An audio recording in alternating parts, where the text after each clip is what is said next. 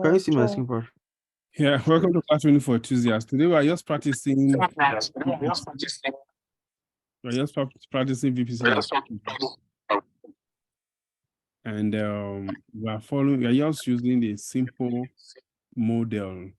The goal is to create one private subnet and one public subnet, and we are using two ways. The first one is using the wizard to create it. A wizard is just a simple template that AWS will just allow you to just modify one or two parameters and deploy for you. It will be the one to deploy the resources for you and assign the gateway and everything. This is the most fastest way to create a VPC. But the challenge is that if we create a VPC in our learning plan like this, you may not understand what actually took place. So when there is time for troubleshooting, you may have issues troubleshooting the network. So what we are going to do after using the wizard, we are going to use the standard way, the custom way of creating VPC. So that by the time you're able to know this, when we are trying to use infrastructure as a code or through the CLI, you will know what actually went on. And when there is issue, you can troubleshoot it and get solutions. So these are the things we are going to do. So far, first thing we have created is using the wizard, which is very easy. Just follow simple walkthrough. Simple walkthrough, which who have mastered the walkthrough now. So which this guy just completed now. Somebody have left the group. Who?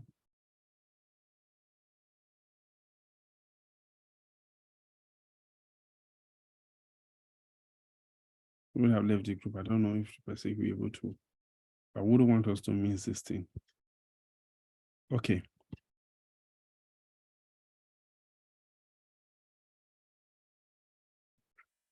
This is what we this is what we are doing. Now this is the process. This is the plan. This is the plan. Now I'm just using this simple diagram, but there's a standard diagram for actually doing this. I won't want us to, that's more technical and more stuff, but let's follow through here. These are the stages you use to create both private and public subnets. Okay, now, let's see. Okay.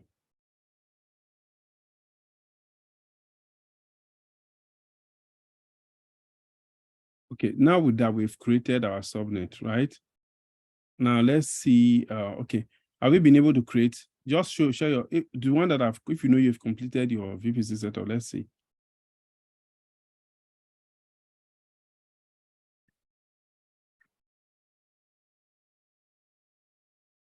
Judith, good. Yeah, I'm done with mine. Judith, use CIDR node 24, 1624.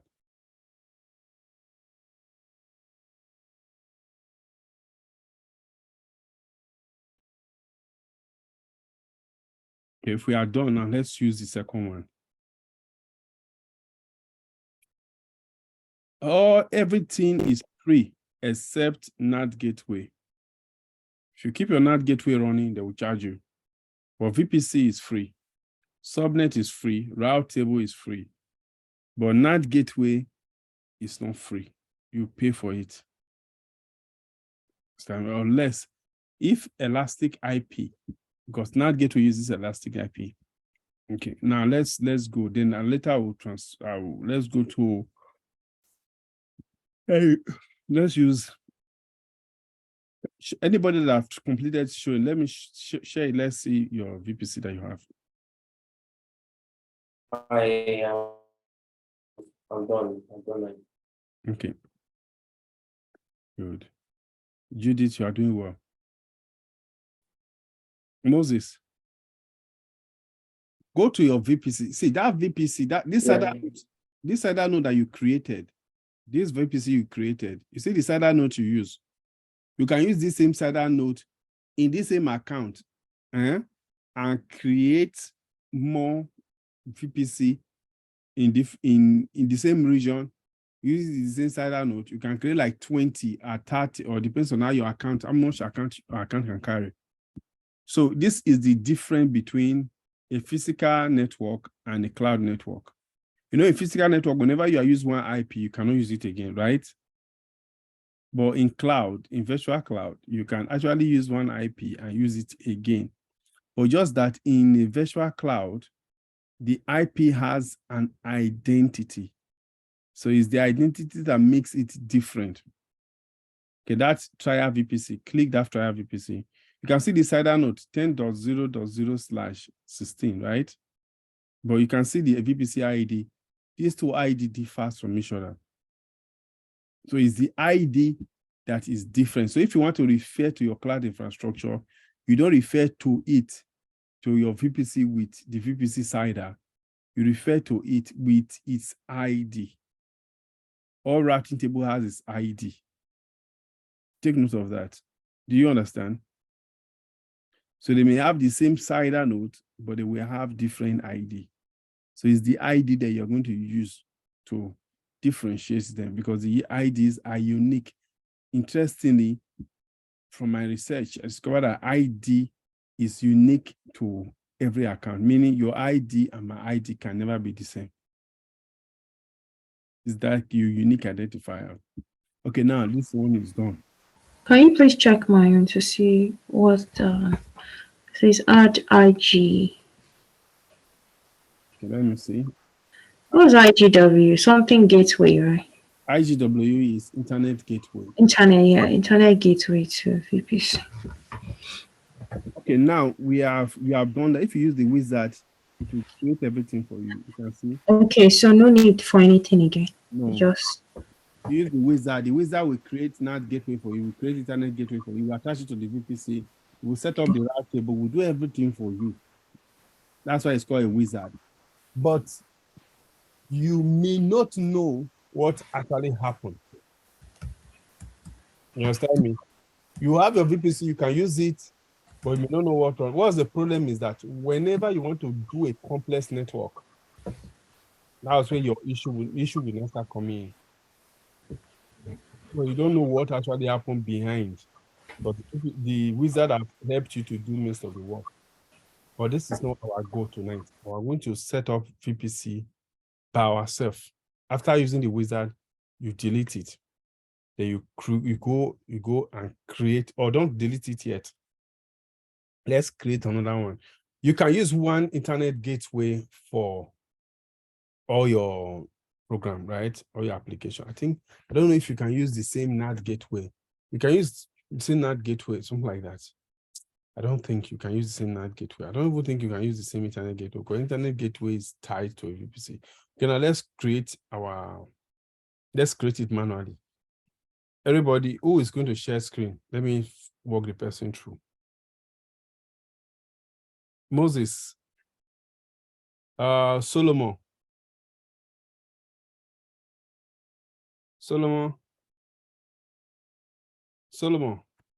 We are using Terraform, right? Huh? Are we using Terraform? No, we're not using Terraform. Terraform, we can only use Terraform after you've understood what is actually going on. Terraform is an infrastructure code. But if you don't understand how to do it manually, you may not know how to use Terraform to create it. Okay, now let's go. Share your screen. Go to VPC and create.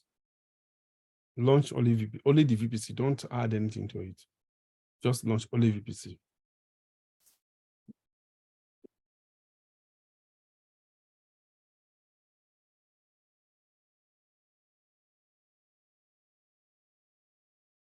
Because when you are done, you go and delete your NAT gateway, or else they'll start charging you. And possibly delete every other thing.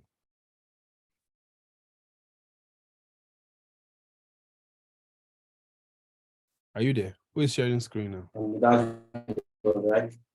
You on the dashboard? Yes. On the search board here. On the dashboard, go to VPC and click it.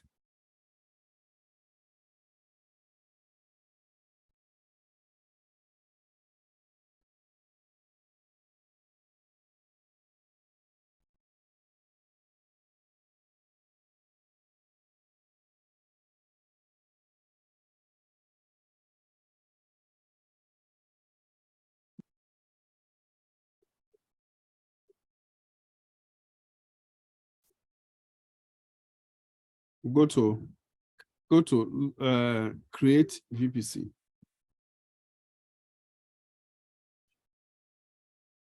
Then go to VPC only. And now give the VPC name, custom VPC.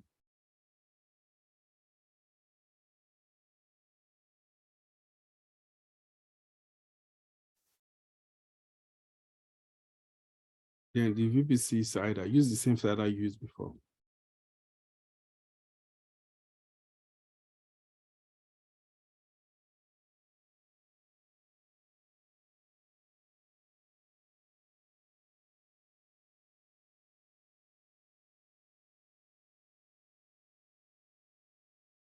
Great. Great.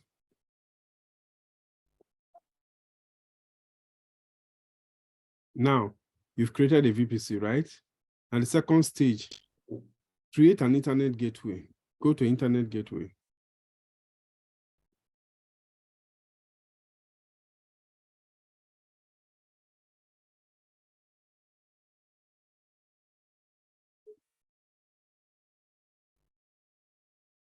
Give it a name.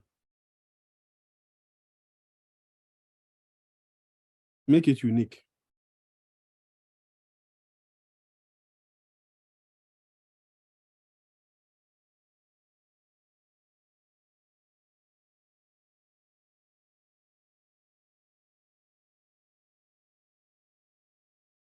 Create it.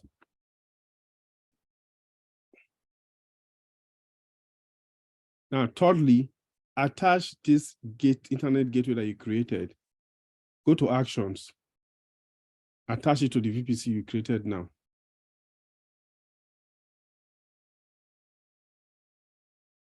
Great, good. Now you've done the first stage. You've created your VPC successfully, and your VPC can go to the internet and download. Now, go to your subnet.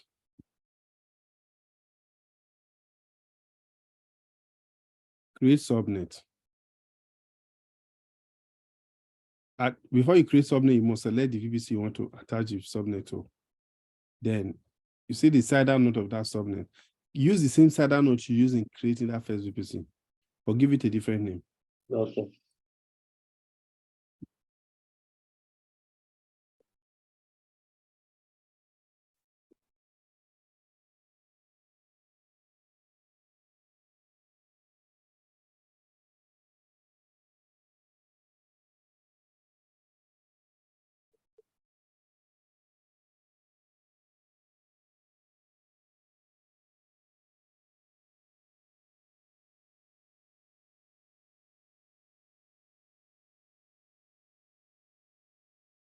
Was it 24 or 16? 24. Create the second subnet. Hurry up, hurry up, hurry up. There's no time.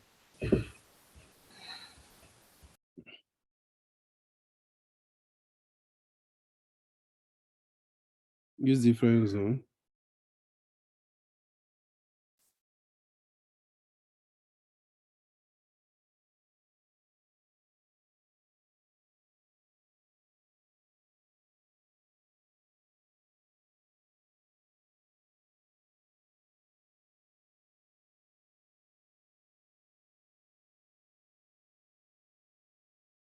Now you succeeded in creating two subnets. Now that subnet you created, if you go to the subnet, it will have its own, whenever you create a subnet, automatically, it will have its own route table. So you can either go to the route table of that subnet that you created, and edit it and attach a NAT gateway or internet gateway to it, or you create another route table. So which one do you want us to do? Should we create a fresh route table and attach to it, or we should edit the route table? We can see the route table that comes with it. Every subnet at default comes with a route table. You understand me? Click that route table that comes with the first one. Yeah. You said? It's loading. Okay.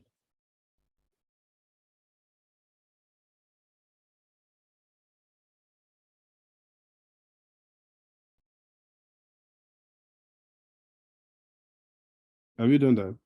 Click the route table. See under the route table, you can see parameters there. First one say route. The second one said subnet association. The third one says go down, go scroll up now, scroll up. You see edge association, route propagation, and tag. Now go to the route. Go to click route. No, route, the first one. You can see under route, you see it only it's only going to route through the public, through the internet gate, through the VPC. So that's the VPC that is there. So meaning any subnet within that VPC, this subnet can connect to it effortlessly, but will not be able to connect to in the internet or to anybody, to anywhere outside. So this is where you add your gateway. If you say edit route, click edit route. Take note of this part. It is where you can now decide to add any gateway. So the gate, you know what I mean by a gate? Now, a gate is something that enables you to go out or come in, right? If you click add route, then you can call this route. Where is it going to come from? If you say 0.0.0.0, it means everywhere. This, so click that 0.0.0. If you say 0.0.8, it means only from this submask. But we are using 0 submask, meaning everywhere. So go to the target, click that target. So it's going to ask you which target. Is it going to be from Korea or from internet gateway? Hold on.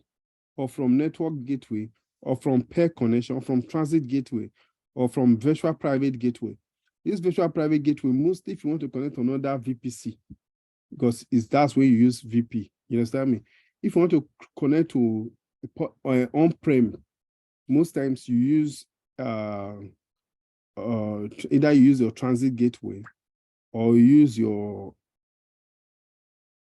you can also use your either transit gateway or virtual private gateway. So don't worry, we'll explain that later. That one should not bother you. But now we want this subnet to also be able to communicate through the internet. So that's why you are using this. Meanwhile, immediately you had this internet gateway to this subnet becomes a public subnet. So click it.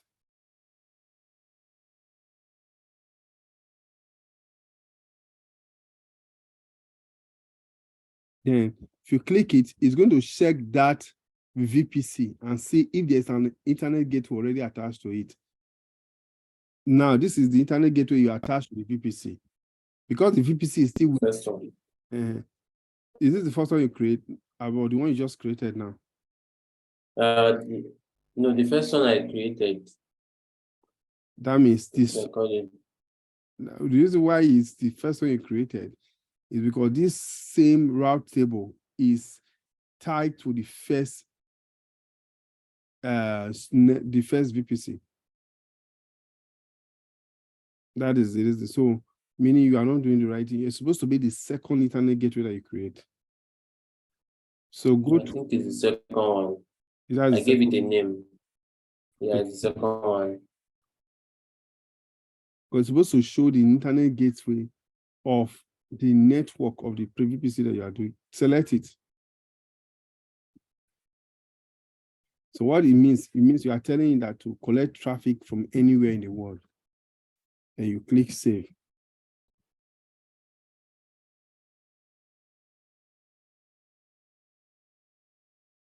Normally, after you've done this, you're supposed to attach the route table to the subnet, but this one is already attached to your subnet, right? So after you've done this, you're supposed to attach it, associate it to a subnet.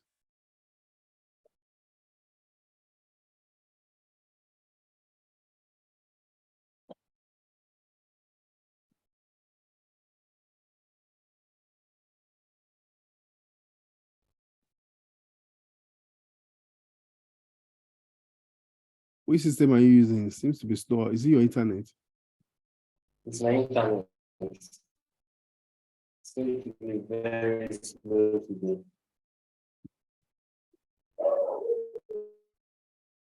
Now, go to subnet association. You can now see it's going to be routing through the VPC and to communicate to other subnets within the VPC and through the internet gateway. So be able to communicate outside. Go to subnet association.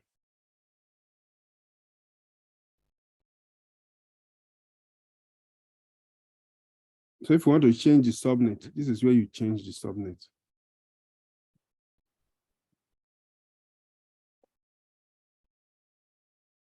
So yeah, automatically it was already part of it.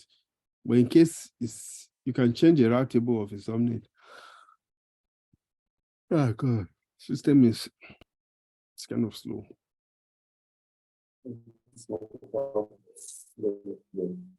So the next step, after that, the next step is you create a private subnet.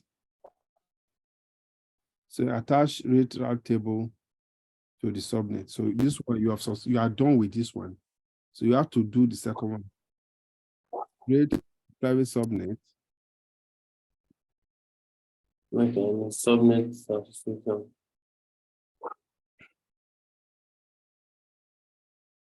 Performance net 1, performance net 2. Can you see it?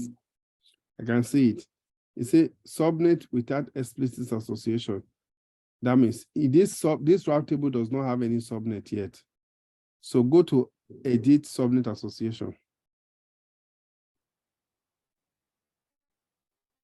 To attach it to subnet 1.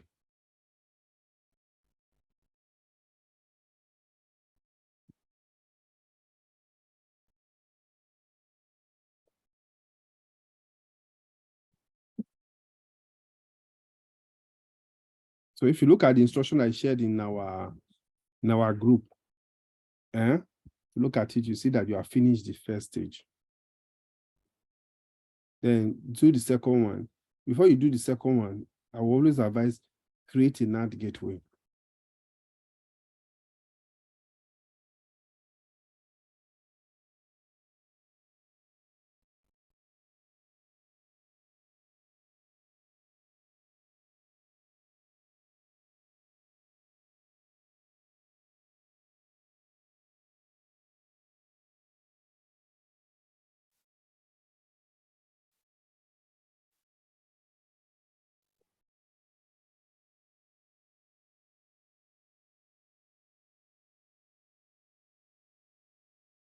Select.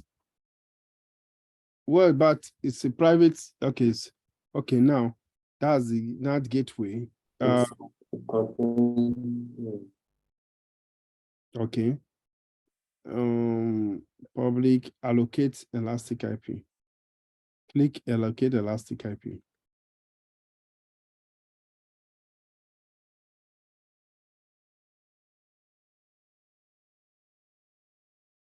Then click next.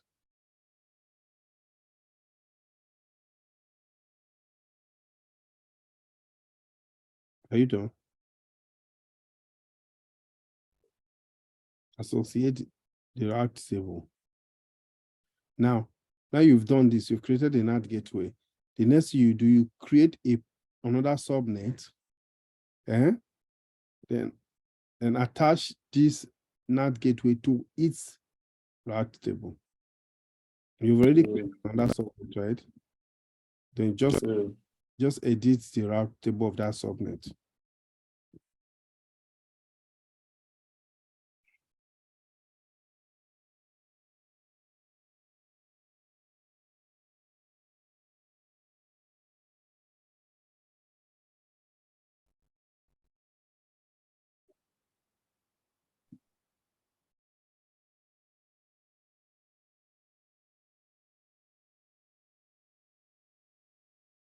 So the same way you did that first time.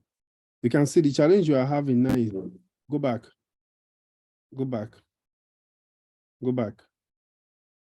You can see this net that you just touched now already have a NAT gateway to it. So that means something is wrong. Is it the route table to the subnet 2? Yes, this is the routable subnet too. So the routable subnet 2, you can see you are using one route table for both private and the public. So you have to create another route table. But if you attach this route table now to NAT gateway, it's going to affect that first one you did. Meaning when these two subnets were created, they attach one route table to both. So create another route table. Otherwise, if you attach a NAT gateway to this route table, it's going to give you issue. That's why this is the reason why some people will like, why is my this not giving me? You're supposed to have two route table because they are performing two separate functions. You understand me? One is public, one is private, so it must be two. So you create a route table.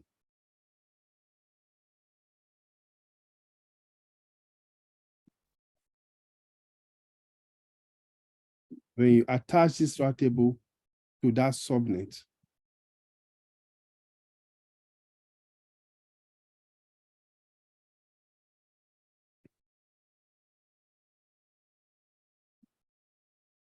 no. What is this? No. Okay. You want to attach the route. Okay, yes. Attach the route, not 0000.0.0.0. No. 00000 should be 00 or true. Okay, the general. Okay. Then you now that NAT gateway you created. Yes, not gateway 10.2.1. When you save, then you now attach this route table to another to the second subnet. So notice if you are creating two different, if you are creating different network, private or public, a private network must have its route table, the public will have its route table. Do you understand? Otherwise, associate it to the second subnet. You can see there will be no subnet here. You edit the subnet and attach it. Please, are you recording this? Yes, I am.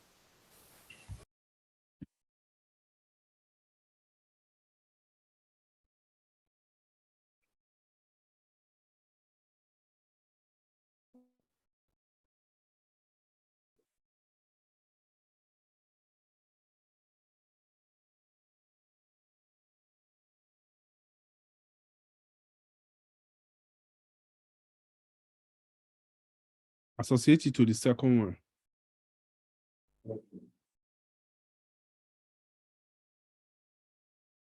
Save.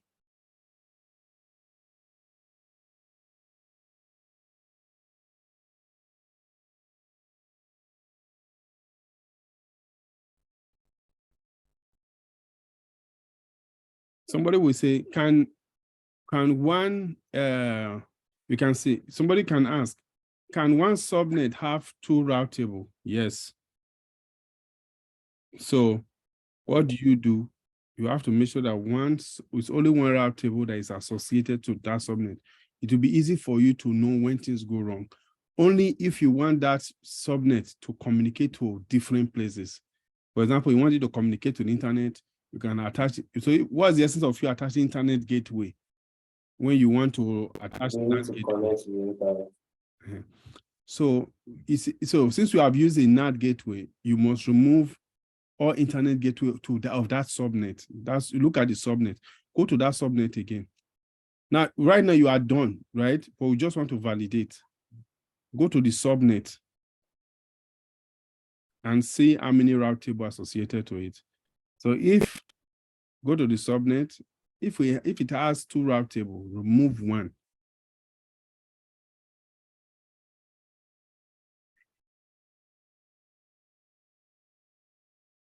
So see where name is very, very essential. And let me also give you another expo. Immediately you join any company, it has two route table, right? So one. Two. It has two route tables. You can see pipe. You can see pipe there, meaning go to edit. Go to action, under action. Or you can click edit. You can see route table on top. Even if you don't, either you say edit subnet or go here, you can see under the, so you can see route tables. Yes, click. You can see edit route tables association. You remove that one that have the public. How many route table? It has 2. Maybe is it 2 or 1? Okay, just 1. It's not one. Click that place. You can see it has 2. Click that place. There are 2 there. Main route table and then the associated route Remove table. the Only main one. Remove that main one. Click that main one. Yeah, click it. Remove it.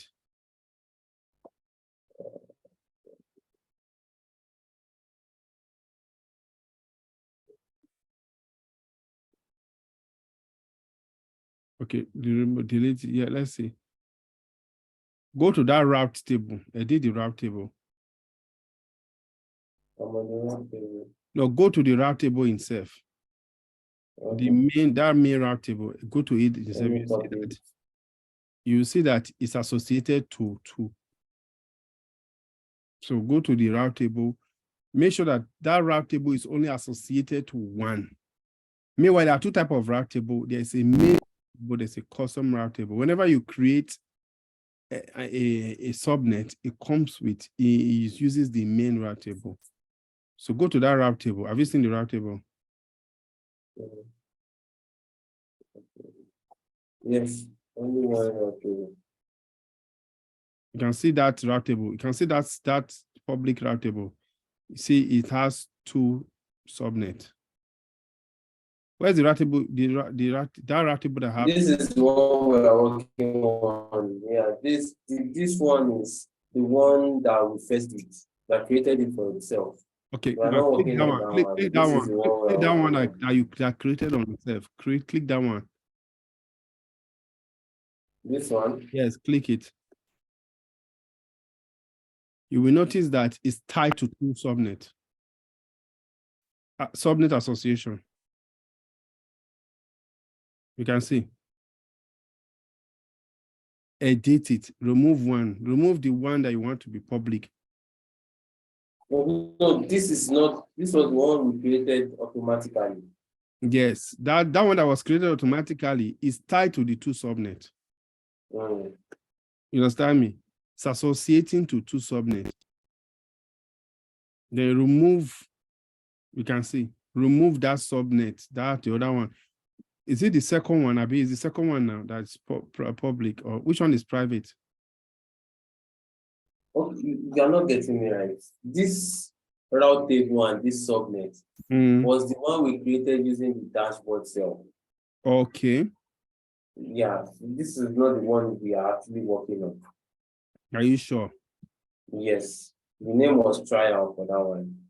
Okay, the second one is also trial. The second one we are working on. Yeah, no, I didn't call it trial. What do you call it? I called the VPC a different name. What did you call the route table or the subnet? Second route table, yes. You can see what I'm talking about. The second subnet, route table. you named the subnet the same way. Are you sure you didn't name it the same way? No, I didn't. Go to subnet. Let me not confuse everybody here. Whenever you create a route table, make sure that it's associated to the subnet you want that route to take place. So yes. This is the first one we worked on. Which one? That's the internet gateway. Okay. And then this is the second one that we try to connect the NAT gateway to. Okay, click that second one. Go to the routing table associated to it. Click route table.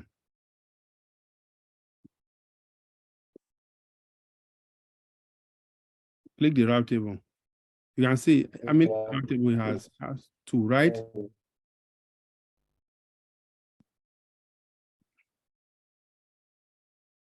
So this is where console complications always come in. That's why I always tell people, whenever you want to create a network, just remove yourself from all this wahala.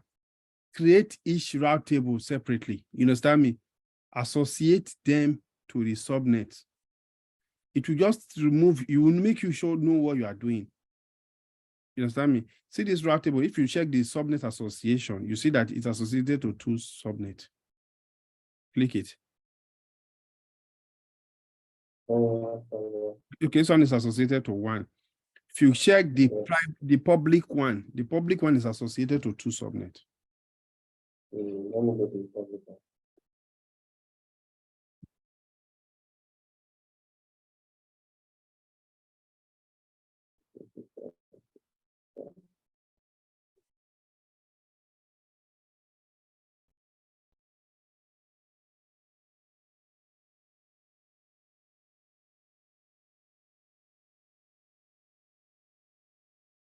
Check the route table of that sub-public one.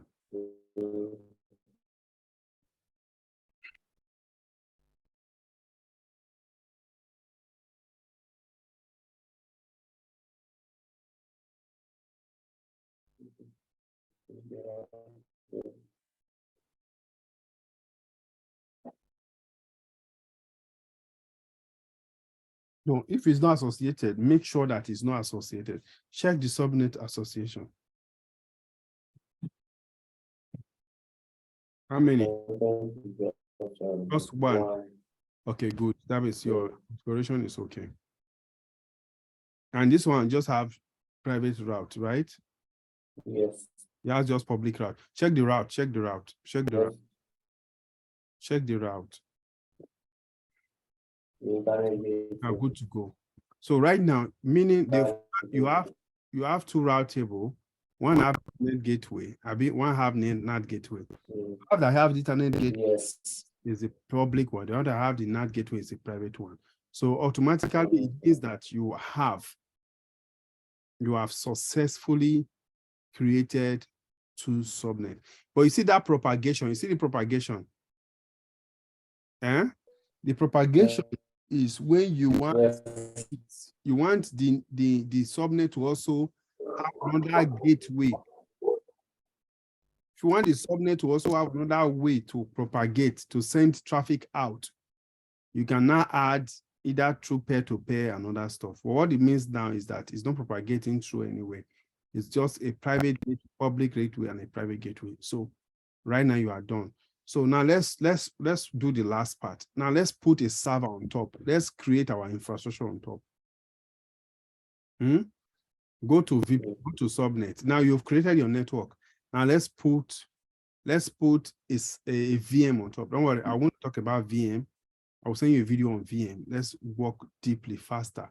Now go to EC2. EC2 is like you are setting up a system, a server. It's an elastic cloud compute. Yes, it's like setting up a system. You understand? Go there.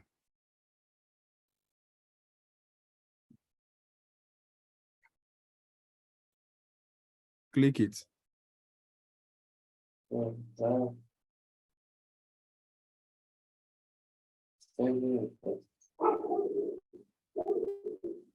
So from our experiment, I always recommend create your network. If you are using the console, create it by yourself. Even if you are using an IAC, whether Terraform or CloudFormation, I always recommend you create it using you define your network by yourself. It gives you some level of confidence so that you will not be coming. Say, my dear, I won't lie to you. When you create something from the first time and it works well, it removes headache from you. You understand me? But if you use defaults, you just want it to be fast. You can end up be fast, and at the end of the day, you still come back and start troubleshooting. No, your network is kind of slow. I understand, yeah? You are in Nigeria, right?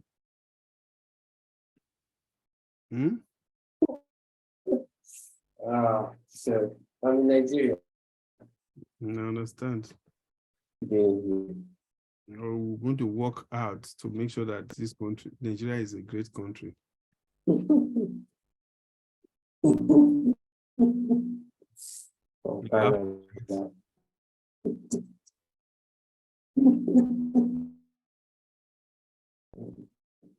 work hard to make sure that Nigeria is a great country.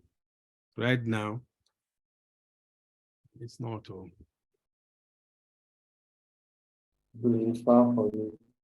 We only have great people there.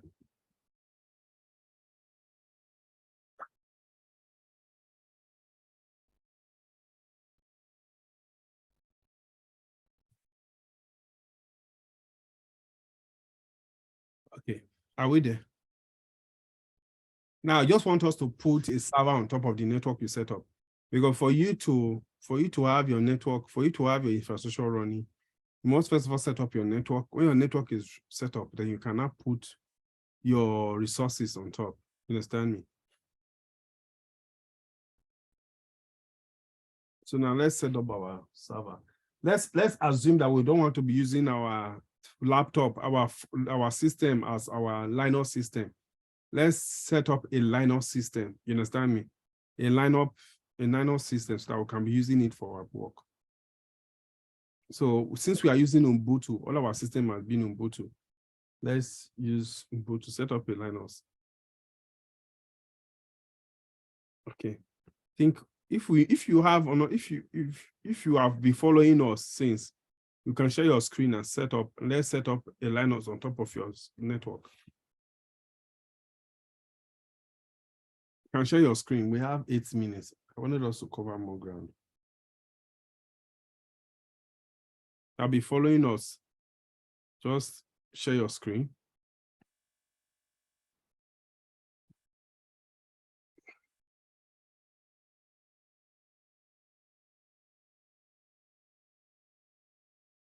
Who is sharing now?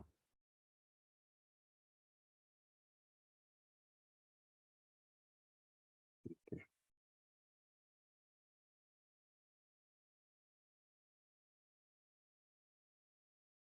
Go to EC2 dashboard. Say launch EC2. Now, before there's nothing like migrate server. Now, AWS now have migrate server. This migrate server is only for GCP before. Click launch EC2.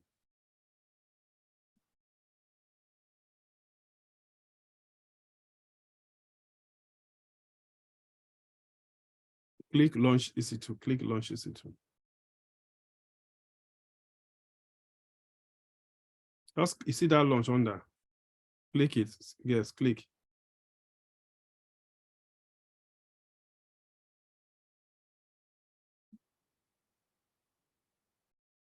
Give it a name. Give your server a name. Just give your system, your laptop, and your system that you want to create. Give it a name. Then select the operating system. Since we are using Ubuntu, select Ubuntu.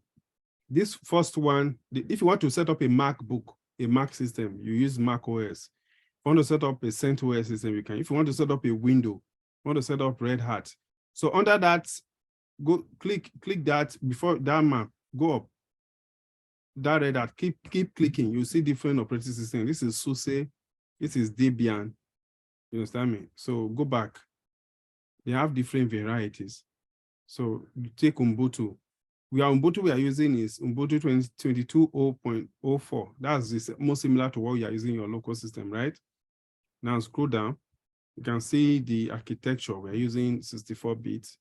Okay, now we have selected our operating system. Now, talking about your compute power. So do you want to use, these are different compute power.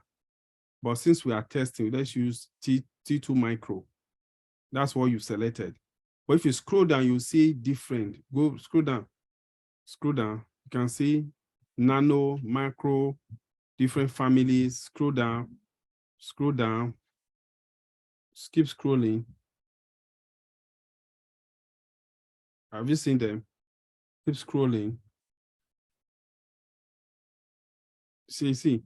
So there are some application you want to do. That that application has, you will need more power. For example, if I want to do graphics now, you know, it's not the normal laptop I will use, right? I'll need to use a high compute power. You understand me? Like all those AI ChatGPT you are seeing, most of the server that ChatGPT is relying on is not micro. It's mostly large. You understand? Because if you look at the large, stop. You can see all the large. See, this one has 4 CPU. You understand me? 8 gig RAM. If you see all the processes, the time, how much it's going to cost. See the, let's say C5D 4X large. You see the capacity. It has 16 processor, that is called i16, 32 gig RAM. You understand me? And current generation, yes, it's current. If you scroll down, the more you scroll down, you can even see that C5D2. It has 36 processor. No, scroll down. You can see this one, that's C5D 9X large. 9X large. You can see it has 36 processor, 72 gig RAM. You understand me? This one is high. You can see how much they charge per hour. $1.72 per hour. So if you run this thing 24 hours, you're going to be paying like $36 per hour for a day, more than $36 per day, and times that by month. You see how much you'll be paying. Scroll down. So they have the varieties of processor. No, you are scrolling up. You are scrolling up. Scroll down. The more you scroll, the lower you scroll, the more you see different. Scroll down, scroll down, scroll down. You can see others that are not even active because you are using trial version. You can see. Because sometimes when you want to set up you can see D2 version, 4 CPU, 30 gig RAM. You scroll down. If you want to set up Kubernetes engine, this is what you're going to use. If you want to set up anything, these are the processor, meaning the compute power, the power to process information. So the more you grow, the more you go, the more power it becomes. You can even see this one now, 16 gig RAM, 16 gig CPU, 122 gig RAM. See this one, 32 gigs CPU. The CPU is in virtual machine is called vCPU. Why the memory is called GIB? I'll tell you because it's a virtual machine. It's not actually a server. I'll explain the virtual machine to you in the next class. So the more you go down, the more you scroll down, the more you have different class, and they have their own power. They have their own most. So instead of you running 5 systems that is slow, you just run one that is very fast. You understand me? I'll give you that good experience. Scroll down. Scroll down, scroll down, scroll down, scroll down. You can see M series. Scroll down. There are so many. You can scroll down faster, you see more. So let's stop there. You can do that at your convenience. You see that we have the U series. You can even see this U series. It has 448 CPU, 18 terabyte of memory. So you're going to be paying $184 per hour. So anything you put in this system now fast, now you understand me? Maybe you want to all this video editing software, rendering software. If you are into architecture that require high compute power, or you want to be doing robotics, this is what you use, because you need high memory, high power. So let's use the T2 micro where our level reach for now. So instance type, you have already selected this. Now this key pair means SSH key. You understand me? I know since the first time, you can either create one without using SSH, but if you create with SSH, for you to log into this server, you must use this SSH to authenticate. So if you click create new key pair, click it, it will tell you which type and which version. Give it a name.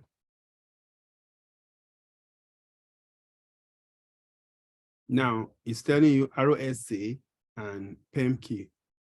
Create.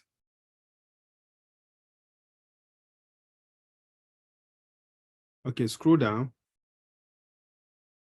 Now use that, you've used that key pair. Immediately you say create, it downloads automatically to your system. Is a private key that is downloaded. The public key will be in that server. Remember when we are doing our GitHub, we copy the public key and put it in a server, right?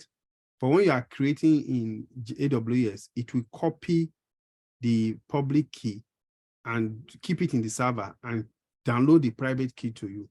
So you can be creating more server using that public, using that private key so that you can use that to SSH. Now, SSH traffic for now we are practicing, but it's not the best practice, allow from anywhere. Then this HTTPS, meaning for anybody to connect to it through the internet, say allow. And for it to go to the internet, click allow. Then click allow for the second one, HTTP, this is port 80. Now take note, when you launch a server in AWS, all the ports is closed. We have different ports. We have port 22, port 80, port 4306 for database. So different applications have their ports that they use in opening. But at default, it will stop. It will close all ports. So this is where you open the port. The process of opening port and closing port on who the port means the server is locked, right? If you want any traffic to come inside the server, you have to open that route that the traffic is coming from. So if it's SSH, that's port 22, you have to open port 22. Otherwise, you will not be able to enter that server. So the process of opening that port and closing port is called firewalls. You get me? That's why you see firewalls, also known as security group in AWS. So right now, what you have done now, you have allowed SSH. You are saying anywhere they should be able to connect to the server through using port 22. This HTTPS is called 443. So anybody can connect to this server using 443. Then on this one again, this one is allow HTTP. HTTP means port 80. Now, if you go to anywhere, click that anywhere. You see, my IP, if you notice that the browser that you're using and the internet you are using now, this is how you are connected to the internet. This is your public IP.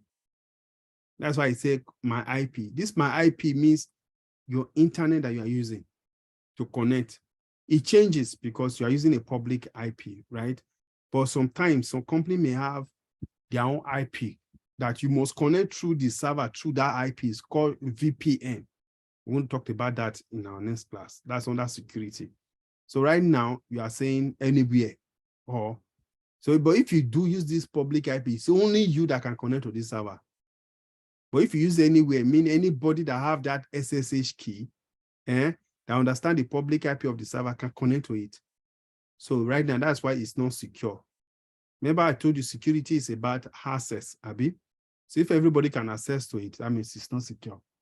So go to the next one. Now this configuration of storage talks about the hard drive. So we have different type of hard drive. We have the size. Now this is 8 gig. GIB means gig, 8 gig. Now the type, we have GP2, we have SSD. You see SSD, we have different varieties of SSD. Now see as the gig variety, now so the money be, you understand? Code HDD, this is the old school HDD hard disk drive that we are using. You can use it. Yes, that means very affordable. Throughput optimized HDD. The magnetic standard, this is normal hard drive, normal whole school hard drive. So you can use anyone, but for now, use SSD. But don't use it more than 8 gig for free tier, or else they will charge you. Now, this is the type of hard drive you are buying. What you are doing now, you are going to AWS infrastructure. Now you are collecting different resources to set up your own. This is why it's called infrastructure as a service. Now, free eligibility for 30 gig EBS. This EBS is when you want to add external hard drive. Maybe you already have 2 hard drives. Maybe you want to add more memory to it. You can come here and say add new volume. If you click add new volume, click add new volume. This time you are going to add extra volume to it. Are you getting me? This one 8 gig. That means you are having 2 8 gig. You can encrypt it, meaning you can do it in a way that nobody can use it or copy file from inside unless they show their encryption key. But you can make it open. Now we are making it open. This one, you have added another hard drive to it. This hard drive, you can decide to detach it before shutting down the server, or third system that whenever you are shutting down server, shut it alongside with it. So the same way, you can use different varieties. You can click that GIB again, click that storage setup again. You can see different varieties too. Okay, we can decide to delete it. Don't use it, because I know sometimes you can forget to delete it. Now scroll down. Scroll down. Scroll down. Scroll down.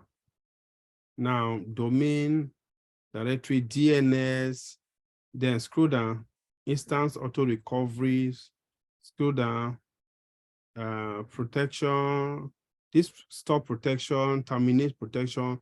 And if you don't want anybody to automatically delete it without your permission, you can protect it by using all this one. When you put termination protection, click that termination protection. You see, either you enable it, meaning nobody will just delete it unless the person will come and disable it first. But they will call it life cycle protection. It's good for production, but don't do it for now. If you want to put CloudWatch, you want your AWS to be monitoring everything that is going in the server, you enable CloudWatch. If you want to put Elastic processor, high-level processor attached to it, you can do that. Scroll down. Now, credit specification, no need for all this one. Scroll down. Scroll down. Now, scroll down. There are so many properties. Now, if you want to configure it so that as it's starting, it's going to be installing an application inside, you can put it here. You can put your script, run your script here. You can put your Bing badge, run your bash script, sudo apt install, sudo apt update. You understand me? You can put all of them here. So that as you are starting the system, automatically it will install all those applications alongside with it. But there's no need of doing that. Scroll up, go up. Now let's enable public IP. Since it's a public instance, scroll up, scroll up. Now scroll down again gradually. You'll see where they will ask you, do you want to enable public IP? So it's come here, wait. Subnet preference, you say you should use any subnet. Now, auto assign public IP, you have enabled it, yes, okay, good. So you can click here and select the subnet that you want it to stay. Now you see the VPC that it has here. This is the default VPC. Go and edit it. Select your VPC that you created that time. Anyone. Is that the one you created? Now select the public IP, public subnet of it. Is that the public? Yes, that the public subnet. Now auto enable public IP. Yes, yes. Good. Now scroll down, select existing security group. You've already done security group, right? Yes, correct. Now go, no need. Go back. Use that one, yes. Scroll down. Okay, now the security group, we have HTTP security group. Now see, you now have port 22. Are you getting me? Then you have port, no need, since you said anywhere. So if you click here, click that SSH key, click that SSH. These are different ports. There are different ports. Try and learn all these ports. They are useful. There's UDP, there's TCP, there's ICMP, there is DNS, there's IMAPs, POPs, POP35, MySQL, NFS. All these things are used to connect from one server to another. They have reasons, they have the advantage and disadvantage. Somebody may ask, what's the difference between HTTPS and UDP? What's the difference between, you understand me? Why using RODP? These ones are something you have to read up by yourself, but it's a simple, yeah, you can just Google it and get all the information. But it's better you arm yourself with it. You understand me? So that to avoid story that touch. Now click SSH. Have you click it? Now scroll down. Scroll down. then launch the VM. Launch it. You can see launch instance here. Good. And then you click it. It will create this instance now on top of the network that you created. By the time you click view instance, you can see the logs is telling you what happened that is successful. Log is another strength because log helps you to monitor what is going on inside the system. And it's telling you that everything is okay. Now look at that instance ID. See that instance ID on top. So your instance may have the same name, but it's going to have a different ID. That ID is unique to that instance. You can see it's running. So to connect to it, go to click the instance, click the instance. No, click the instance ID. The ID. So you can see on top, you can see connect. Click connect. Good. If you click connect, it's telling you how do you want to connect to it. One, you can connect to it directly using the PowerShell.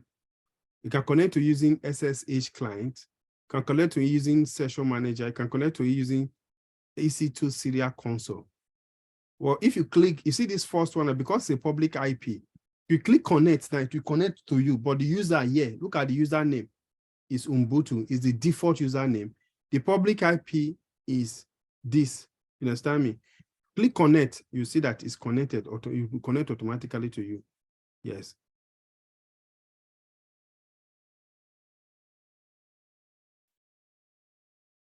That's you are using, because AWS already have their own PowerShell, their own bash environment. So you can run all your bash. Now you now have your server. You can see the reason why we are so happy doing it, because we know that our network was set up properly. You understand me? So it's going to work.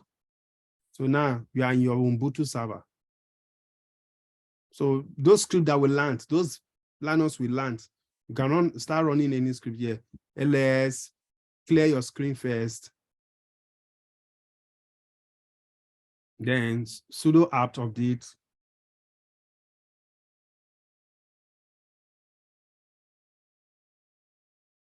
Update the server, sudo apt update, not cd, sudo apt update. Enter. You see, you have updated it. So if you want to install any application, any application you want to install, you can install it here. If you want to create file, you want to create a directory, you can create a directory here. So this is like your Ubuntu system that you use for your training. Man, if you want to create file, just create it. Enter ls, list it, or list it and you see. No, list. Then you can see the folder you created is there. If you want to enter the folder, enter. If you want to install anything, for example, let's install this most easiest thing to install. Say sudo apt install Nginx. -y. Because if you don't put -y, it's going to ask you why. Then, unless, no, clean it, delete, you put only y. Why? Now you have installed a web server.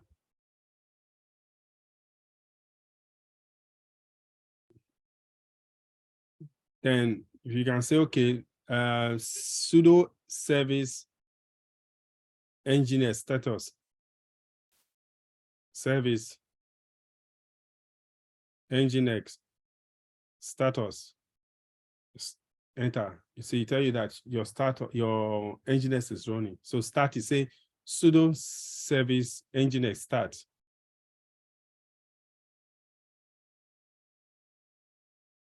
Enter. Copy the public IP address, and you want to see that the Nginx is running.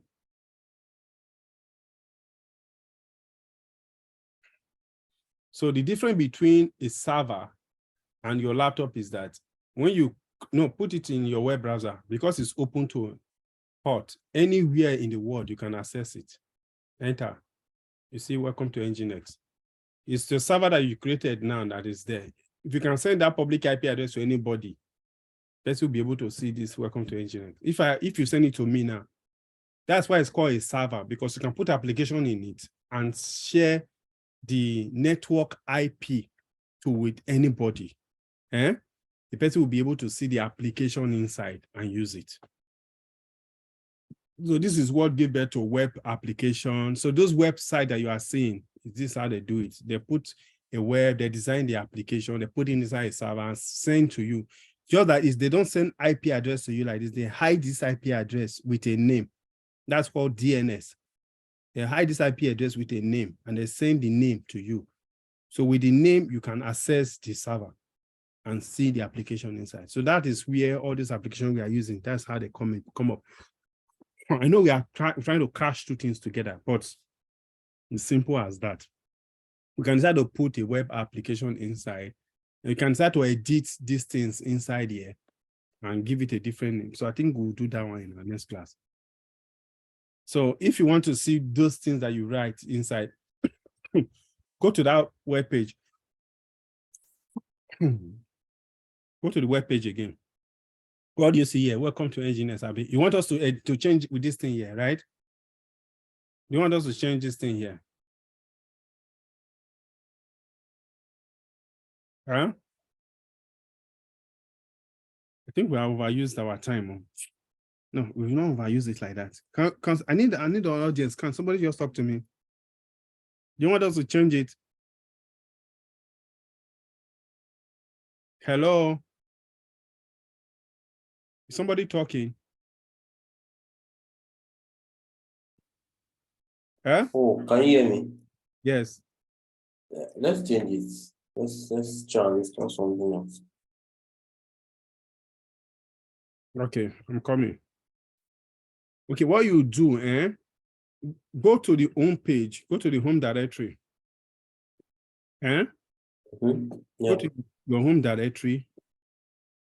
I'm going to also show you how to log into this server with your system. It's also very easy. Go to your home directory, go to this environment here. I've shared it here. CD slash user slash engineer slash share slash engineers. Okay. Then remove that HTML, because that HTML file is what is displaying. So but don't just have that HTML. Remove the HTML at the end. Yeah, enter. So this is the folder where they always put application. For example, if you design your website, you want your website to be seen. This is where you put the application. Anything you put inside here is what we'll be displaying for people to see. Like what is displaying now is this file, HTML file. Okay, go to that. No, this HTML is a folder. Go to CD HTML. HTML is a folder. Enter. List. You see index.html. If you cut in this index.html, you see that it's everything that you see on the screen. Cut, tab. I told you always use tab to complete things. Enter. What do you see here? The header, you say, welcome to Nginx, right? You say, if you are in this page of the server successful, Abi, see the first line. You say, for further inquiry, you say, support, thank you for using Nginx. So if you want to edit anything here, you can use your Vim, you understand me? And edit anything you want to edit here.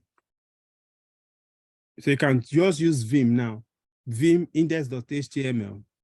I think you are supposed to use sudo Vim, because go back. You know how to come up now. Yes, not WQ, just ordinary Q. You can only edit using the then sudo Vim. So you see that Linux will land. This is where they'll come to play. Sudo Vim, sudo first. It will not work. You will not be able to edit. Because our default. I've done sudo. I've used sudo. You have done sudo. See that first, yes. Come to Nginx. Change that Nginx to Cloud training for enthusiasts. Server. Press I. CTFE server. Now go scroll down. The second, welcome to Nginx. This one is the title you see. Now go to this to the body. Use your mouse to come down. Scroll down. Then you see that welcome to Nginx again. Change that Nginx and put cloud training server. CTFE cloud training for enthusiasts.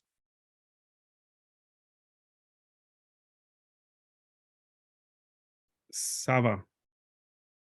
Now you see that our enthusiast does not have N. So remove the N from that enthusiast. It's ETH. Good. Delete here. Now, if you save it,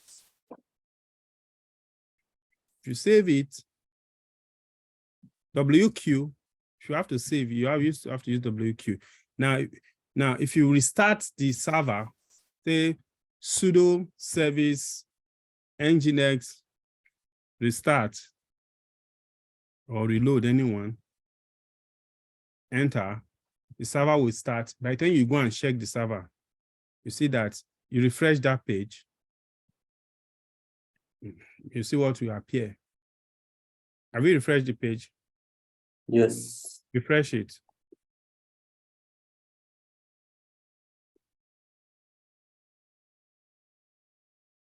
If you refresh or copy the IP address and put it on that server, if you saved it well, and you're supposed to see changes take place, enter. So that means you didn't edit it. I didn't edit it. Thank you. If you edit it very well,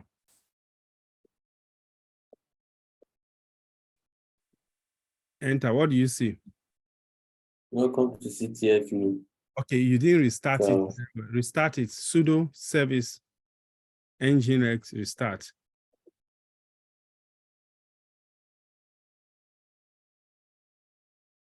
Enter. Okay, check it again. You're supposed to see welcome to cloud training for enthusiasts.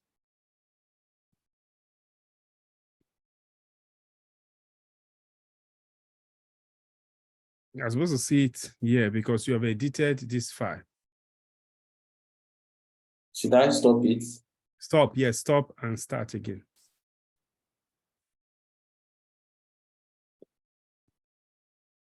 Enter. You want to stop? Start now, start it again. Enter. Go and check. You're supposed to change because that file that you have there, you have changed the file. Unless Nginx, another server now would they use. Maybe system is using a cache. It's using a cache memory. Open another browser. Copy the public IP, open another browser, maybe Chrome. Because sometimes I'm using Chrome. if it's using cache, it can keep it there before it's opened. Enter. It's still Nginx. No. Nginx. Go to that file again. Do we have another file? Did you create another file?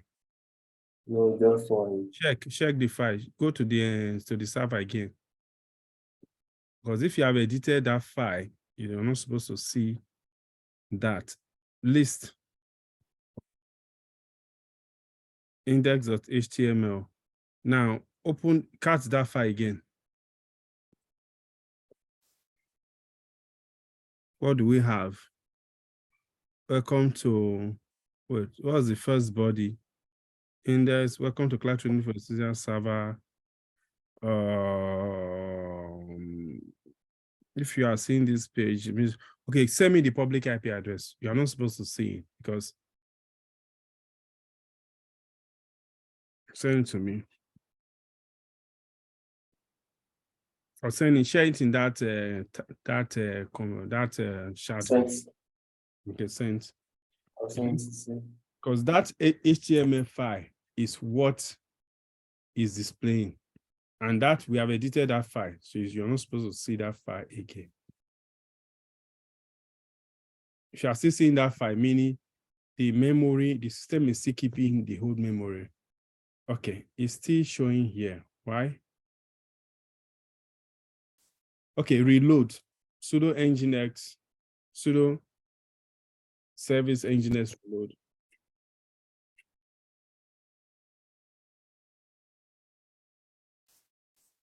Who reload there? Enter. Let me see. No. Something is wrong. Wait.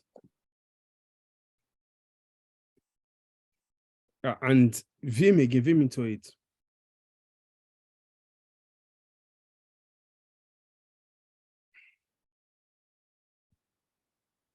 But this file that is showing is this file. Okay. Wait. No. Okay, save it.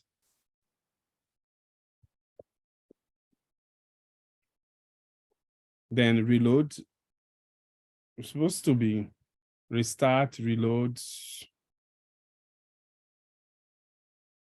Enter, reload. Normally, if you reload it, you're not supposed to see that file. But that file is what is displaying. And for the file to be showing again, there's an error. Because if you delete that file from that server, automatically that you won't see anything again. Okay, say type under that screen, type Nginx -t. Let's see what will happen. Yeah, right. Only in the terminal, yes. Just type Nginx -t. -t. Enter. What did this say?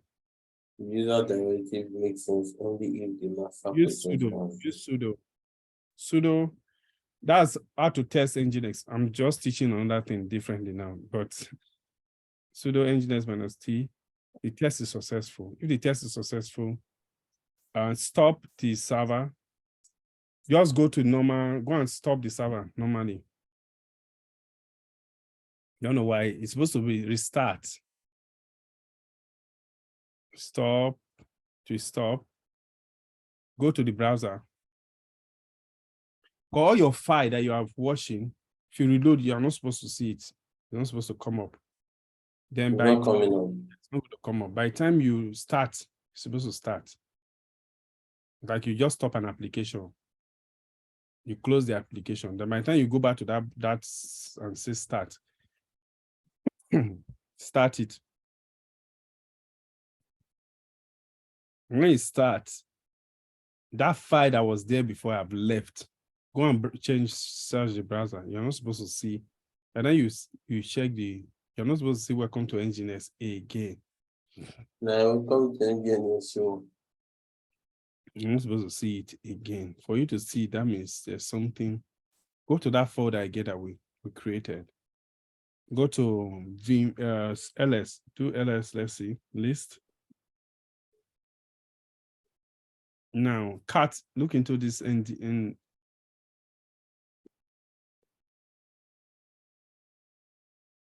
okay, CTFE. Welcome to Cloud Twin. This is the title.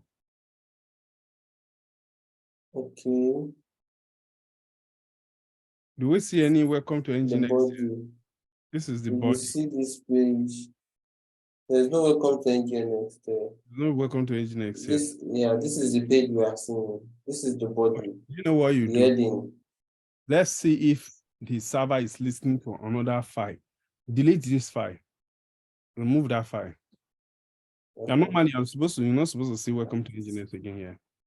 They remove it. You know how to remove file now. Sudo.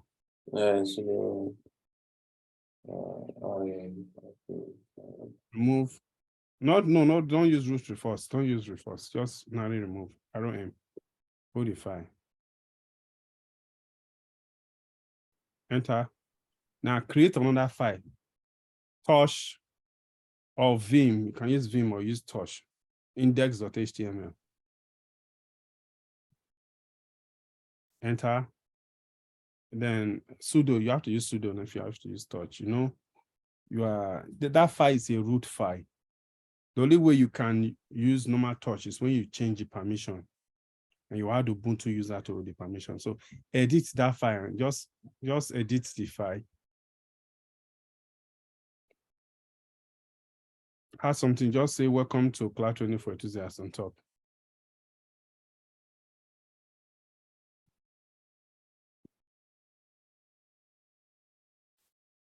Only just add only that. Welcome. Then save it.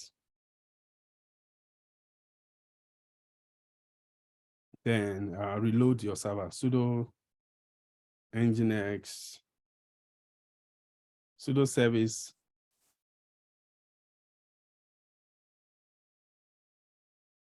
Reload.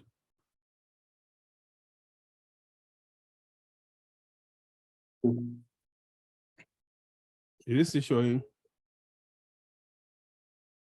Yes, it's still showing. Let me see. It's not It's showing. showing Nginx. Is let me see. Let me go. I think is having something different. But the way it's loading. Okay, it's still showing Nginx. So It's still showing that Nginx. means inside there's a folder. Go back. There's a server that is listening to another index file. So let's go to the index file. Open, although we are troubleshooting now, but no, let's just do it so that we can have this. Okay, system, sudo system Nginx. Is this system? What do we have? We have. Now, this is what you created, Abby. This is what you listed, right? In the module. yes. Yeah, I'm trying to check the modules. We have Nginx, Fita, Mail. Oh, this is what they have improved their service. Okay, share Nginx module. Go further. You're going to find that under your server configuration. I think that is going to be. It's going to be, I think, an etc file.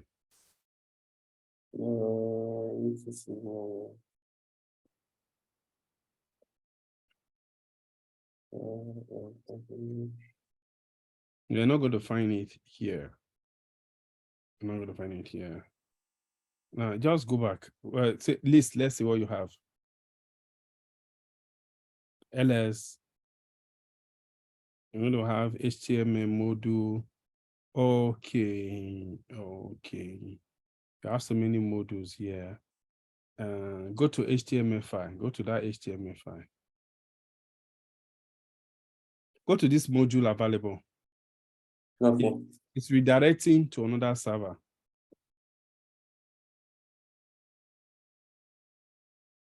Enter ls, list it. You have so many, you see many config, so many servers here. This is what they call server. These are different configuration. So let's use, what's the default configuration? Go to use the mode config. Let's see. Let's open this for this file. Which one? Which of them? Mode.stream. Or use Mode.stream. Open any of them. You see server configuration inside. Tab. It's not working. It didn't work. Okay, maybe because you are using share. Dot. Should this be CD? Enter. CD, yes. No, it's not CD, it's a file. Yeah, it's supposed to be cat.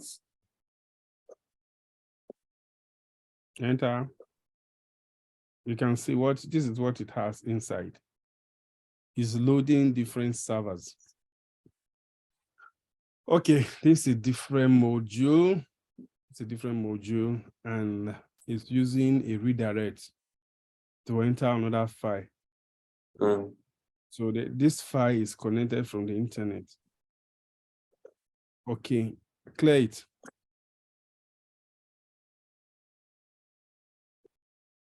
Okay, just list. Go to East etc, CD etc. Go home, go to home directory. CD etc tab. No, slash etc. Don't just put slash. Put slash first before etc. No, slash before etc. Yes. Enter. ls. Let's see what's inside there. Let's be sure that they've not changed everything. The place I'm going into. These are default applications that you can run here. You can get all these things, the same thing in your system, right? There's nothing strange, just that we are just using the server. This is certificates. There's something, these are the certificates.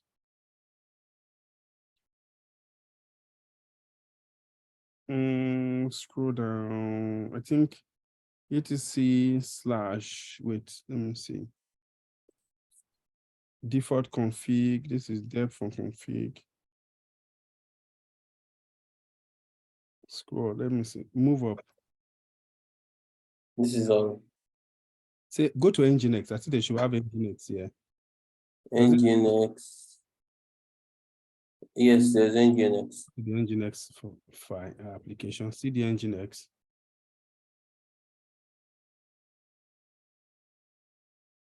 Enter. ls. So under config.d, that is the default, and site enabled. So this is where you configure your Nginx. Although this is another thing I'm actually teaching. This is another course of its own, right? If you go to config.d, that is where they explain where the server is going to be talking to the default server. That issue that we are having is that engineers have actually upgraded their system, right? So it's a what? It's a directory, yes. I say go inside .config.d. So we are list, you see the servers there. Nothing is there. No default server. Okay, go back. Go to site enable, with module available, site available, go to sites available. Sites available. Yeah, site available. No, it's there, it's still under, scroll down. This is where you do your application. Go to site available. So CD sites Yes, available. add S, sites dash available. It's a folder. So this is where you tell engineers to list. So this is the default. Go to that default. Okay, directly. Cut it. Let's see. Cut. Now, if you look at this default, scroll down, scroll down, scroll down, scroll up. You can see the default listening. Scroll down. Down. Okay. You can see the default listening. You can see it says you go to, there's a file here called www.example.com. Okay, you can see. So this is where, okay, this one is not enabled self. This one is even commented out. Go up. Scroll up. Okay, wait, there's one that is not commented out. You can see this is where you see, so I say root is var.html. So we can decide to, remember this is the folder we saw HTML file just now, right? Change this place to that HTML, cut vim into this place, sudo vim into this place, had a folder at the front. That www. Sorry, you guys, you're going to learn. We are learning because we are not learning server. I don't know. Sudo vim default. Then go to that line that says, no, go scroll down. You go to that. Yeah, right. Yes. At the front there. At that HTML folder. That HTML folder at the front. Put slash, another slash. Put another slash at the front. You know you have to press Sorry. I slash CTFE. Then take note, it's in capital letter. Take note. Save it. Go to that folder, that file, HTML folder, and create a folder, another folder.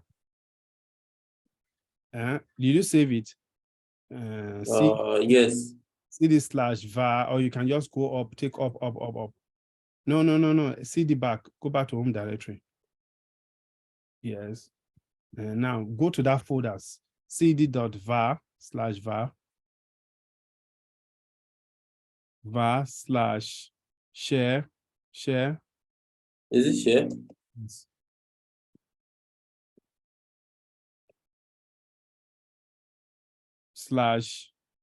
/www/html. Was it www? Wait, scroll up, let's be sure. Yes, there's www. But there's no share there. So just copy that folder. Just copy that. Yes. Copy it. Except for the column on top. Delete all those things so that we will not make any mistake. Yes. Remember we added a CTFE at the front. Yes. Yes, good. You won't get a folder there because we've not created that folder. So just remove that CTFE, only the CTFE. Then we're going to create, enter. Then create that folder. Sudo mkdir. You can see now, watch, you see that folder, that file that we are talking about that made it not to work. This is the file we are supposed to edit because this is the default. If we edit this folder, okay, first of all, let's edit this file, only this file.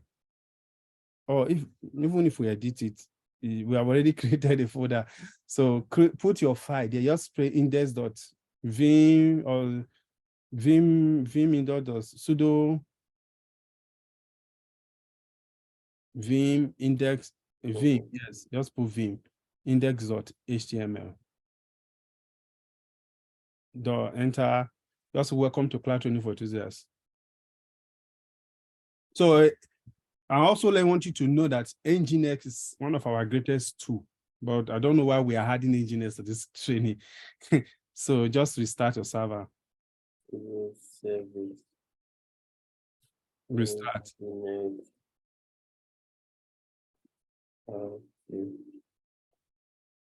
Enter, then check the stuff. It's supposed to change. If you not change. Okay, works. So that is the root server. That application we are talking, that particular HTML folder that we are using is there, right? But they reconfigured it not to use that one. So this is the one is using as default. You understand me? So you can see the way you change how server communicate, right? So there is more to do this Nginx. Nginx itself is another course of its own. And it's very interesting. I don't know. I think I will find time to really treat Nginx itself. You understand me? It's very, very fun. It's very, very fun. Most Docker file uses Nginx. But just take note of these 3 things we've done. So you can go back to the first one, move that CTFE. Are you getting me? Then go to the file and edit. Okay, let's play more. I think we are almost done. This class is going to be very long. CD back. ls. Now edit this file. Index.nginx.html. Edit it. Vim, sudo vim. Edit vim, enter. Now this welcome to Nginx, put welcome to Cloud Training for Enthusiasts.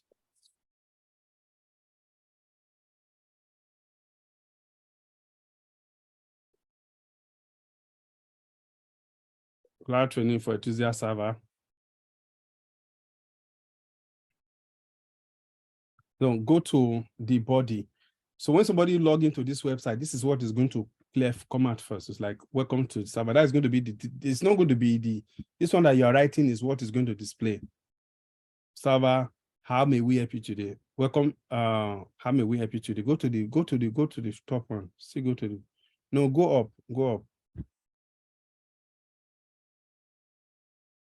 Go to that and cloud training for enthusiasts. No, don't give space. Don't give space. I wanted to create a new page, yeah.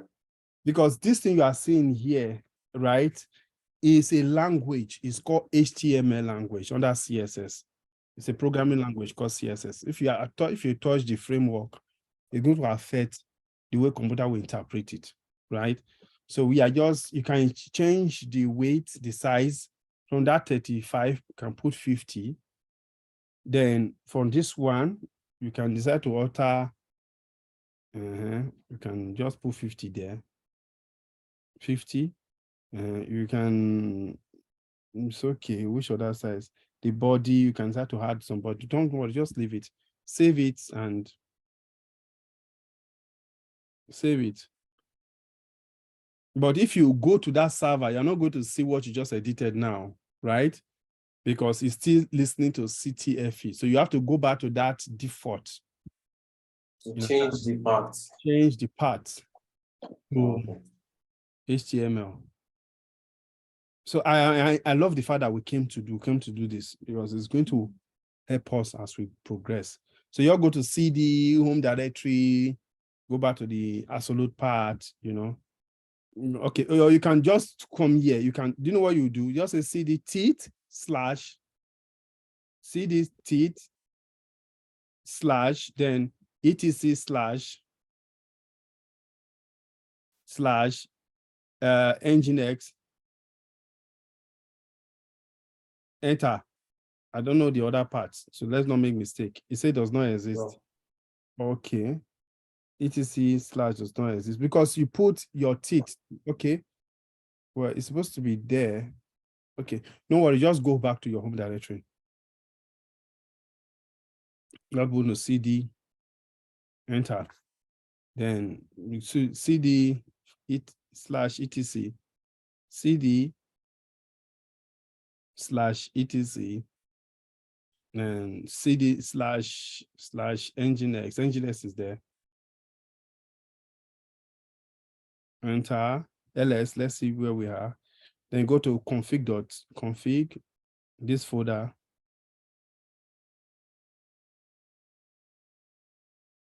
Enter. Then go to list. There's nothing there. Okay, we are actually going to site enable. Sorry. Site enable is outside of all this. Yes, go back. Yes, sorry. Enter. Then go to site enabled. ls. No, I think, are you sure you are there? Okay, go. Yeah, I'm there. Site enabled. I think you are. Enter. No, it's not here. It's in the front. Okay. ls. Be sure. List and see what you have here. You can see. It should be here. Nginx. See the Nginx. Then ls. And site enable is here. Then ls, you see the default. Edit that default. Sudo edit default. Vim default. Enter. You just remove that HTML, you know what you're going to do now. I'm going to change it to, instead of CTFE, Yeah, just I'll change it to that HTML. Good. Just remove that. So in case you don't want to use this place as a default, no, remove that / at the front. So you should choose anyone. Yes, good. So in case you want to create another part, you can put your part there. Restart, then if you sudo service restart. What the engineers did, they discovered that people are actually coming here to learn more. So they want to confuse people, you understand me? So unless you know how to really configure server, if you restart and you see, welcome to cloud training for enthusiasts. right? You say, you can say, welcome to Cloud 24 Enthusiast server. If you look at the top of your browser, you're going to see Cloud 24 Enthusiast as the title. Now, this thing is there. So this is how you configure. So if you want to put an application, an HTML application, what you do, you just delete every HTML file there, put your application inside there. So that HTML file, we have how, if you trigger the HTML file, it will trigger another application, to trigger another application. Remember that automation I taught you that time? So that's how they write it. They will say, okay, if you trigger this file should trigger this React. This file should trigger this. This file will trigger this. So one HTML file will have some main application linked to it. So that by the time you initiate HTML file like this, it will initiate other application. That's why you see graphics playing, every other thing is playing. So that will be on discussion on that day. So what we have just done today is we have set up VPC, we have configured a simple VM, right? We have played with Nginx, you understand? But in our next class, I'm going to really talk about VM, you understand me? So that when you know VM very well, you know public, private VM, then from there, we can now go into Docker, the difference between VM and the Docker, and the difference between Docker and the Kubernetes, you understand me? The difference between Kubernetes, why are other CI/CD pipeline, Jenkins and everything. If you want to install Jenkins, this is how you install Jenkins. You can install Jenkins in this server now, and you configure it, you understand me, and use it. So it's as simple, cloud infrastructure is as simple as what we are doing. But you must understand the basics, the code-based management, the agile management, the Linux, you understand, before you come into AWS. Because imagine if you don't know Linux, how will you be able to, it will be difficult for me to teach this now, you understand? It will be difficult for me to explain all this.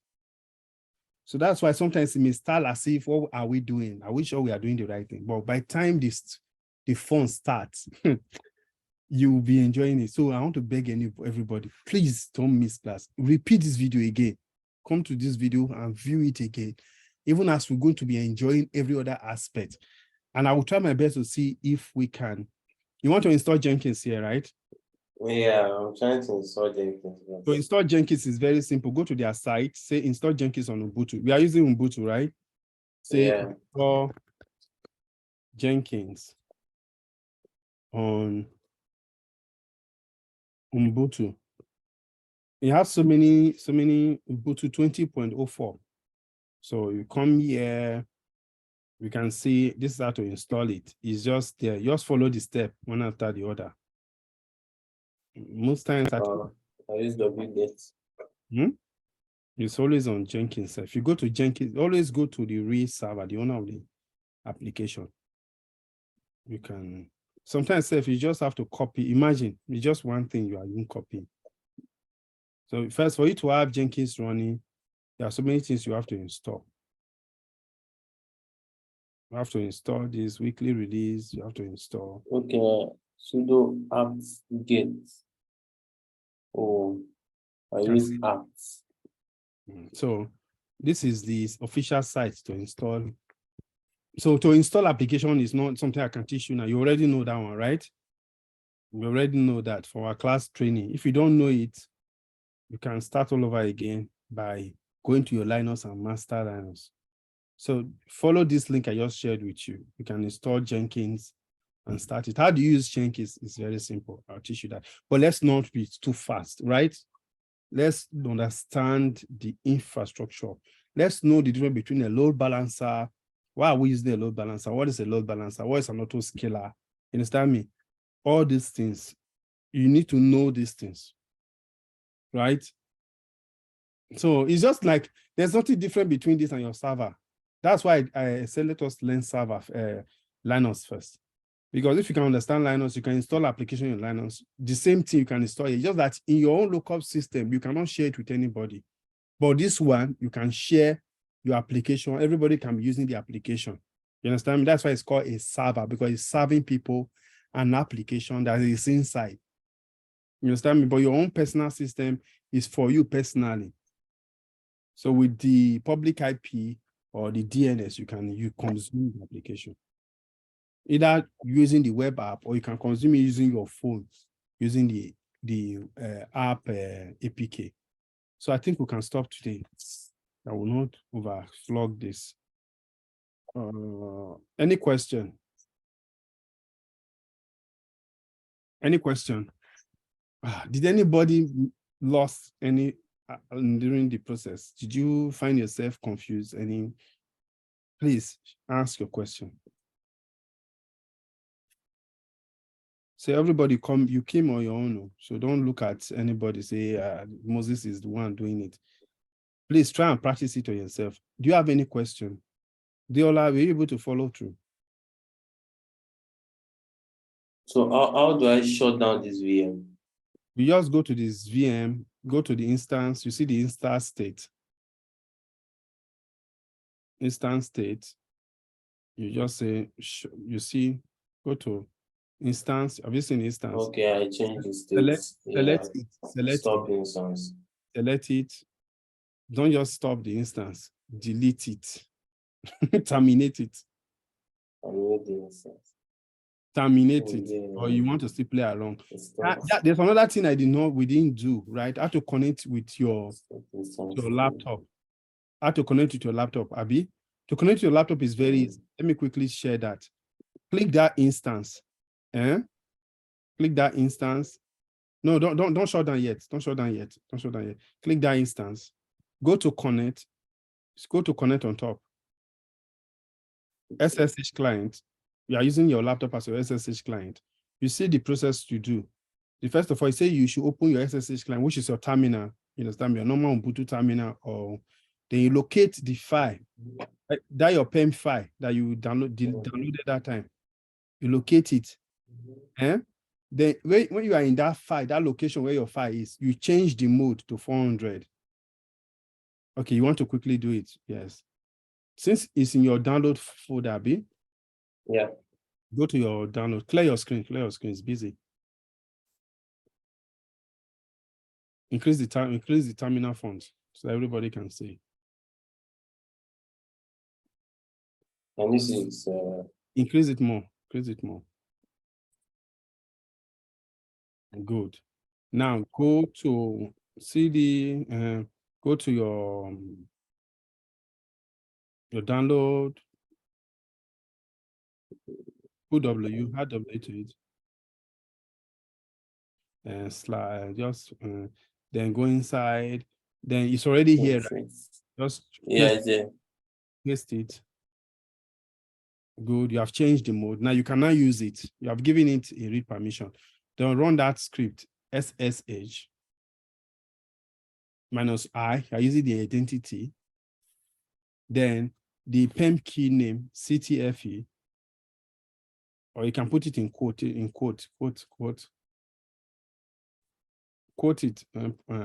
CTFE. Is it small letter and cap letter? You have to be sure. CTFE small letter .pem. Good. Then .pem. Yes, put the .pem on top. .pem. Then close it. Then the public IP Ubuntu is the user. Ubuntu at the public IP address. Together. Put no space. Okay. You can see it here. They even put it there. Together. Enter. Then yes. Why yes? Enter. Voila, you're inside the server. When you clear now, that application that you did just now is inside here, is still running. To test, just say sudo nginx status. Sudo service nginx status, yes.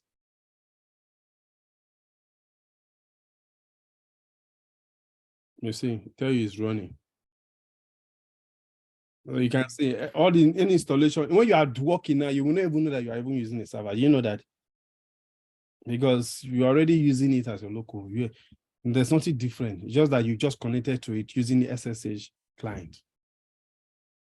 And now you can play, install, do anything you want to do, shut down.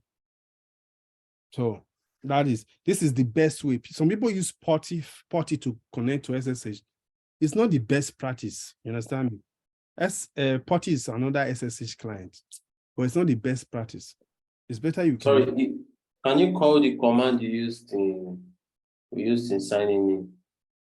Is go back to Sudo. let me not confuse you. Go back to that EC2 instance. I always like to show you where the solution is, so you not be cramming. This is the process. You see it here. Yeah, I've seen it. You see, this is it. This is it. But if it was another server, it will tell you how to connect to it. Don't cram it, don't crack your head. Just come here. First of all, open your terminal, locate where your file is, your PEM file is, change the mode, you understand me? Then connect to it with the public IP, or your DNS, public DNS. But what about if it's a private instance? You cannot connect to private instance from public IP. So you have to connect to your public instance first. Then from your public instance, you now connect to your private instance. That's what we call it basting host. We're going to talk about that in our next class. So I think we can stop here. A lot was actually learned today. Any question? Any question? Judith? Using that bastion host, does it require having to use your command prompt, or you have to use your shell in AWS? Well, whether you use your share in AWS or you use your CLI, they are the same thing. Just that your AWS share is just an embedded SSH client. You understand me? Like easier. So that in case you are in a traffic, like I told you last time that I wanted to quickly update something, and my laptop is not with me. So you can just log into your AWS, but most times you will need to connect to the VPN so that you can use the public IP, because in a production environment, you're not supposed to open your SSH to everywhere. 0.0.0.0 doesn't make sense. You understand me? Otherwise, it's not secure. You have to give it a VPN and stuff. So that's why you use SSH, that your command share. You can see the command share is on top of your, go to the AWS. You see that sign here? Yes, the command share. It's the same thing as you using your terminal. Just that if you use your command power your cloud share, you are still going to run your normal cloud and authenticate. But it's not the best secure way to do it. You can see now you have logged into your instance. So if you run that your command here, you see SSA sudo nginx. You see that you're already inside the server too.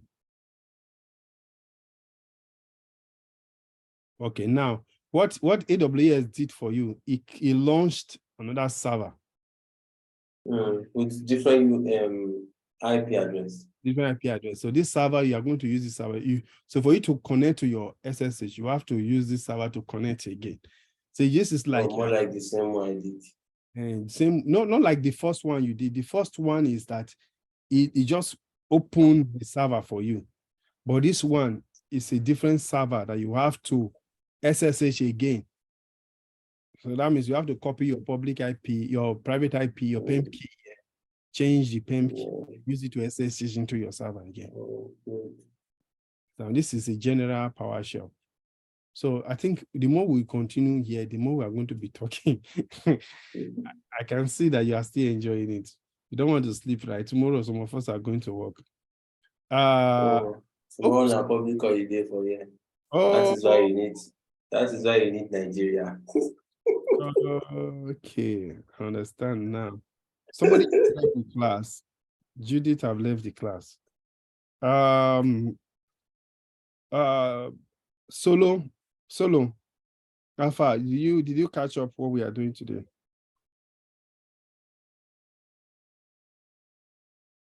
Ace, do you catch up what we are doing today? Yeah, some of it, yeah. Which part did you didn't get? I see, this is where I like to answer questions as we go. Now, I followed what you were doing. Maybe when I go through it again, we have more clarity. Okay. Please, in case you have any part that is gray to you, let me know. Understand me? Then even Moses was the one that led the class, right? You can also reach out to him, right? But reach out to me or reach out to anybody. Then Adiola, I'm worried. Were you able to catch anything at all?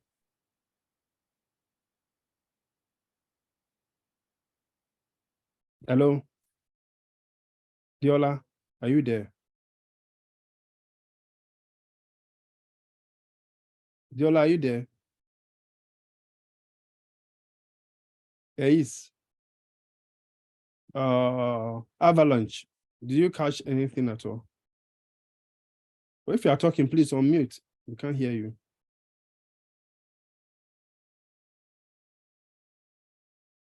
Oh, okay. Let me. Diola, are you able to catch up at all?